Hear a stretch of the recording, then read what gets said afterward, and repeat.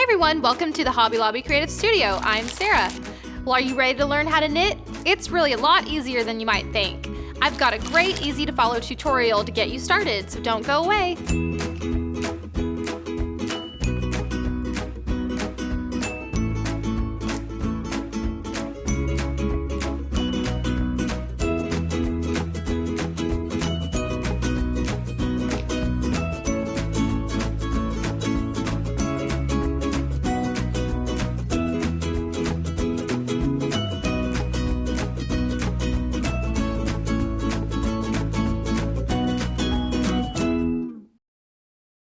Well, one thing is for sure, knitting is definitely making a comeback, and rightfully so.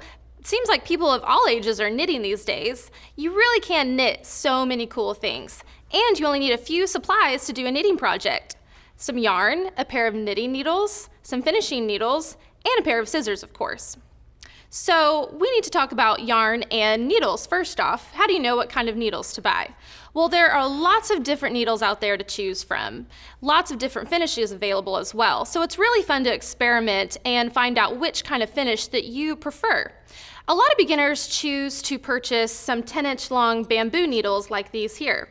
Bamboo needles are really nice to use because they're not quite as smooth, shiny, or polished as other finishes can be, which means that your yarn is just going to stay put a little bit better on these needles and not slide around quite as much. And trust me, as a beginner, you're going to appreciate when your yarn slides around as little as possible. If you're wondering what kind of yarn to buy, look for a medium weight yarn with a smooth texture. How you know it's a medium weight yarn is indicated by this little number 4 here on the label, right on top of this little yarn icon.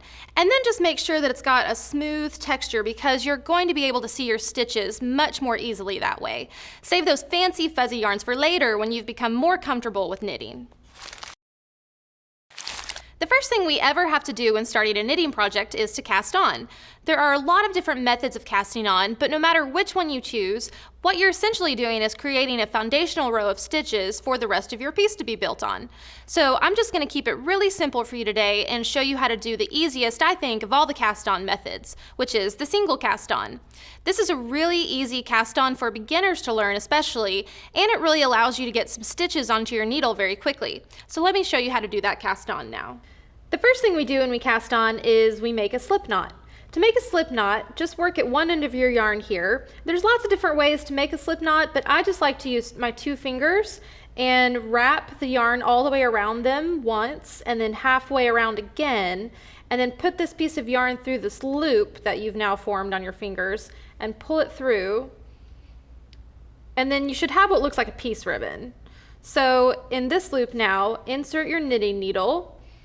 And now the working piece of yarn, which is still the piece of yarn that's attached to your yarn ball or your yarn skein, should be the piece that when you pull on it, it tightens up this slip knot. So if it's not, you've just got it reversed. So just take your pieces of yarn off, reverse them, and then tie your slip knot again, and you should be good to go. So with your end of yarn here, we're going to tuck that away and just keep a hold of it with our right hand. Then we're going to pick up our working piece of yarn with our left hand and just kind of drape it over your 4 fingers just like this, leaving your thumb free. Now go ahead and close your fingers around your yarn, and you've formed what looks like a thumbs up. So from this point, you're going to scoop your thumb onto the front side of your yarn, wrap it all the way around the back, and then return to that thumbs up position. Then you're going to dip your needle inside of this loop that you've now formed on your thumb, start to push it through, and then release your thumb completely from that loop. And then return to that same thumbs up position and do this again. So you're going to scoop, rotate all the way around till you end back up in your thumbs up, scoop this into your loop and release your thumb completely, and pull it so that it's just a comfortable fit on your needle. So this is really a quick way to cast on. It's very simple and easy. And if I could give you a piece of advice for this cast on method, it would be to make sure that your stitches stay nice and loose and comfortable on your needle. You don't want to pull them so tight that they are squeezing the life out of your needle. You just want them to be nice and loose and relaxed on your needle, because what you're going to be doing is going into these stitches whenever you knit your first row. So the more relaxed your stitches are at this point, the easier it's going to be to get your needle through your cast on stitches. Now that you know how to cast on, it's time to learn a couple of stitches. There are two basic stitches of knitting, the knit stitch and the purl stitch. So this is what a knit stitch looks like. It kind of has the look of little V's, doesn't it? So let me show you how to make the knit stitch now. To do the knit stitch, I've already got my foundational row of stitches set up on my needle using our cast on method. And now what I want to do is concentrate on the stitch that's the closest to the tip of my needle. So what you're going to do is, with your right needle in your right hand, you're going to insert your needle through the front of the loop, pushing it to the back side, and you're going to make what kind of looks like an X at this point. Then you're going to pick up your working piece of yarn with your right hand, wrap it around the back needle counterclockwise, and then you're just going to kind of push it through the front of this loop.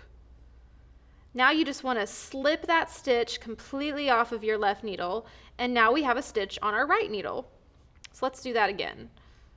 So now we're going to concentrate on the next closest stitch to the tip of our needle here, and we're going to insert the right needle through the front of the loop. Now that it's on the back side, it makes kind of this X shape like this. Then you're going to take your working piece of yarn and wrap it around counterclockwise, and then you're going to push it through back to the front side of your left needle, and then slip that stitch off completely of your left needle. Go in from the front of the loop, wrap around counterclockwise, push your right needle back under the front side of your left needle, and then slip the stitch off completely so that it ends up on your right needle. So this is probably the most difficult part right here, is knitting into the very first row of your cast on stitches. But don't worry, that's what I'm here for. I'm going to walk you through every step of this, and it really just takes a lot of practice to get it right, and a lot of patience too. I promise anybody who ever started knitting had plenty of jumbled messes to show for it when they first started. So just practice, practice, practice, and I promise that eventually it will just all click. Let's talk about the purl stitch now. This is what the purl stitch looks like. Kind of looks like horizontal links in a chain, doesn't it? So let me now show you how to do the purl stitch. Once again, I've just got my single row of cast on stitches on my needle. And before we do any work, what we want to do is actually pull the working yarn to the front of our workspace, because we were previously working with it back here with the knit stitch. But now we're going to be working on the front side of our needle, and so we want to complement that and bring the working yarn to the front side as well. So after you've done that, you can take up your empty needle in your right hand, and this time what we're going to do is still concentrating on the closest stitch to the tip of the needle. We're going to insert our needle from right to left now on the front side of the left needle. So find your way through that stitch on the front side, and we're going to make an X shape now, just like we did with the knit stitch, but now the right needle is on top of the left needle. So with our working yarn here at the front, we're going to wrap it around counterclockwise, and then push it through that stitch to the back side, and then slip that stitch off of your left needle completely. So now we have a stitch on our right needle. So let's do that again. We're going to go into our stitch on the front side, right to left, wrap your yarn around counterclockwise, and then push that stitch through the back side and slip that stitch off of your needle. So purling, very similar to the knit stitch. You're just working on the front side of your left needle instead of the back side. Whenever you're done knitting your project to your desired length or whatever length your pattern is called for, it's time to do what we call binding off. Binding off is done across your entire row, and it results in a nice, clean, finished edge that won't unravel. So an easy and effective bind off method is called the basic bind off. So let me show you how to do the basic bind off. To do the basic bind off, what you're going to do is knit the first 2 stitches here on your left needle. So go into each one just like you're doing a regular knit stitch. And transfer that stitch to your right needle. So there's 1.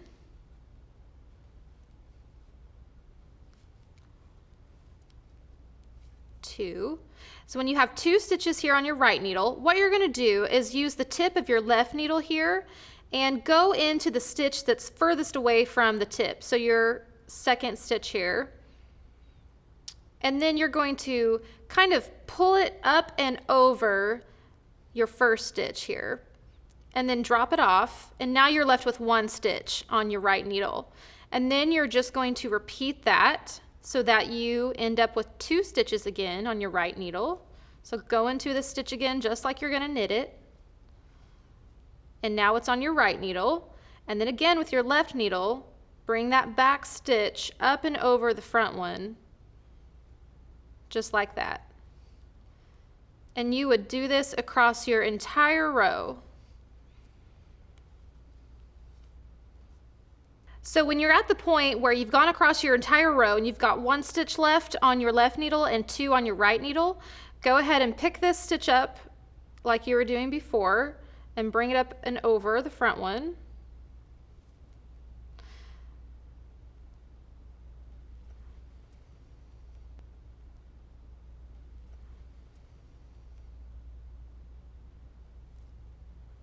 Now you're going to, once you have 2 stitches left here on your right needle, again, you're just going to bring the back one up and over the front one so that we end up with 1 stitch left.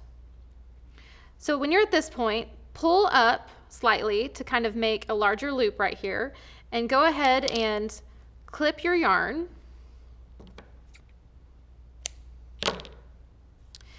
And now you can pull that yarn through that loop and pull up just like that. So now we're ready to weave in our ends. So when we're done with a knitting project, we have an end left where we just did our binding off, and then we have an end left at the beginning where we did our cast on stitches. So what we need to do is weave in those tails. And why we don't just leave them loose or cut them off at this point is because we just want to make our edges more secure and weave them in so that the edges are nice and strong and that it doesn't unravel. So I have a little finishing needle here, and these are really handy. They're very flexible and they open really easily. So just insert the end of your yarn through the center of your finishing needle. And then what you're going to do is just weave your yarn into some already existing stitches. I like to go across the edge because that's typically where your stitches are the thickest, and it will camouflage those ends better than another spot on your project. So just go into some already existing stitches here across your edge, and you could do this until you've got all of your end woven in, or you could just do it enough times where you feel like it's nice and secure, and then you could cut it off at that point as close as you can to your project. So you would do this on both sides, and that's how you weave in your ends. Well, that's all for today, everyone. I'm sure glad you stopped by and gave knitting a try with me today. Keep practicing and keep those knitting needles moving. Take care, everyone. We'll see you next time.